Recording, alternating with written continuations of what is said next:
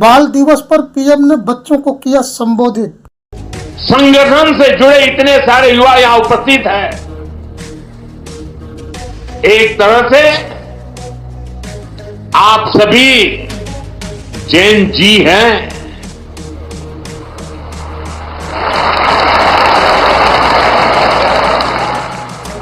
Jain alpha भी है।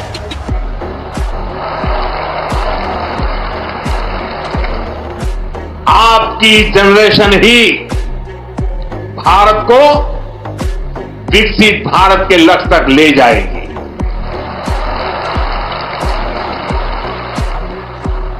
मैं जैन जी की योग्यता, आपका आत्मविश्वास देखता हूं, समझता हूं और इसलिए आप पर बहुत भरोसा करता हूं।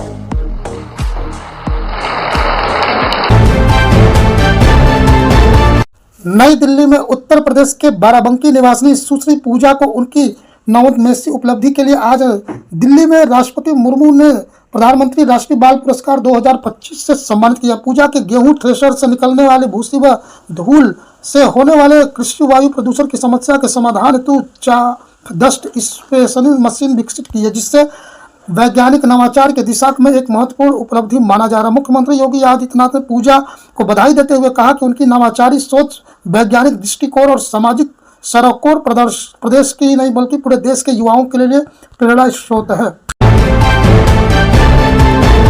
बिहार के रोहतास जिले में करोड़ों रुपए की लागत से बनी रोपवे उद्घाटन से पहले ट्रायल से दौरान टूटकर गिर गया।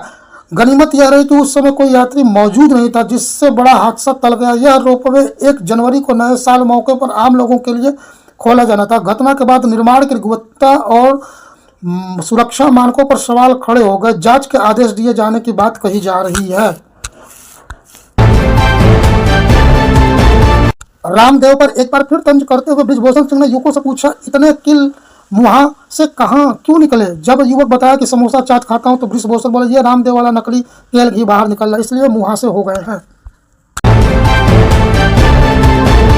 चीन ने शिनजियांग में 22.13 किलोमीटर लंबी दुनिया की सबसे लंबी हाईवे टनल यातायात के लिए खोल दिया। इस टनल का नाम टियानलसाल विक्ट्री रखा गया है। यह टनल 16 जियो फ्रैक्चर जोन को पार करते हुए बनाई गई है। इंजीनियर के लिहाजा से इसे विश्वसनीय उपलब्धि माना गया है। परियोजना चीन के मेगा इंफ्रास्ट्रक्चर और तकनीकी क्षमता का बड़ा उदाहरण बताया जा रहा है।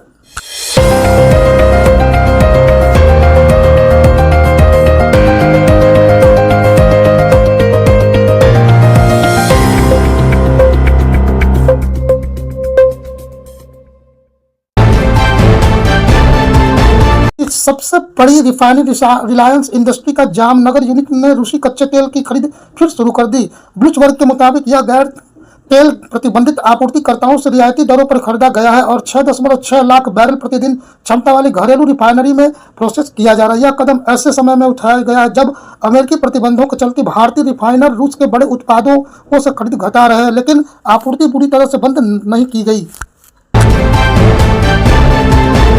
बांग्लादेश में हिंदू उत्पीड़न के खिलाफ काशी के संतों का हुंकार। दीपू दास की हत्या पर जताया कड़ा विरोध। मुद्दा पर हल्ला बोल, सचिन पायलट के विरोध में प्रदर्शन करेगी पार्टी। टीएमसी का बंगाल पर बड़ा हमला। बंगाल को बांग्लादेश से टैग करने का लगाया बीजेपी पर आरोप। एसआईआर की यूपी में प्रक्रिया का आखिरी दिन, 28 की आएगी फाइनल लिस्ट। उन्नाव यौन हिंसा का मामला, दोषी कुलदीप सेंगर को बरी किए जाने पर आदेश पर विरोध। दिल्ली हाईकोर्ट के बाहर लोग कर रहे हैं प्रदर्शन। खाली हुआ राबड़ी आवास शिफ्ट किया गया सामान, राज्य सरकार के नोटिस के बाद किया गया है खाली। यूपी में आम आदमी पार्टी की वोट बचाओ संबंधी संविधान बचाओ यात्रा का समापन। एसआईआर प्रक्रिया में गड़बड़ी को लेकर के जनता को जागरूक करना है यात्रा का मकसद। पूर्व पीएम मनमोहन सिंह की पुण्यतिथि पर राहुल गांधी ने किया याद, देश के 10 साल तक रहे प्रधानमंत्री मनमोहन सिंह। भारत और कनाडा के रिश्तों में हुआ सुधार, दोनों देशों में ट्रेड डील के लिए हुई तैयार बातचीत। 2023 से कनाडा में रिश्ता हुआ था तनाव। भारत को पेंटागन की नमक नदी बड़ी चेतावनी, चीन की नीति और मंशा पर भ्रम, भारत चीन की वाली नीति को बताया भ्रम। बांग्लादेश की पूर्व पीएम शेख हसीना का यूनिस सरकार पर बड़ा हमला, कहा कि गैर मुसलमानों पर अत्याचार कर रही है यूनिस सरकार, अल्पसंख्यकों पर हो रहा है हिंसा पर जताई चिंता। चीन के लड़ाकू विमान ने ताइवान में की घुसपैठ, दोनों देशों के बीच बढ़ा तनाव। जेफरी एपस्टीन मामले पर ट्रंप ने किया पोस्ट, कहे बदनाम करने की कोशिश कर रहे हैं वामपंथी, पहले से ही वामपंथियों से हम तोड़ चुके हैं नाता। भारत ब्रिटेन संबंध के लिए खास रहा 2025, लगाई जा रही है व्यापार की लंबी छलांग की उम्मीद। बिहार के वैभव सूर्यवंशी को राष्ट्रपति मुर्मू ने दिया बाल पुरस्कार, कहा यह शुरुआत है। बांग्लादेश में हिंदू युवक की बीचलिंग पर भड़की जानवी, घटना को बताया नरसंहार, कहा यह पाखंड तबाह कर देगा। धर्मेंद्र की फिल्म 21 होगी रिलीज, स्पेशल स्क्रीनिंग, बेटा ने रिब्यूट, 1 जनवरी को होगी शुरू फिल्म।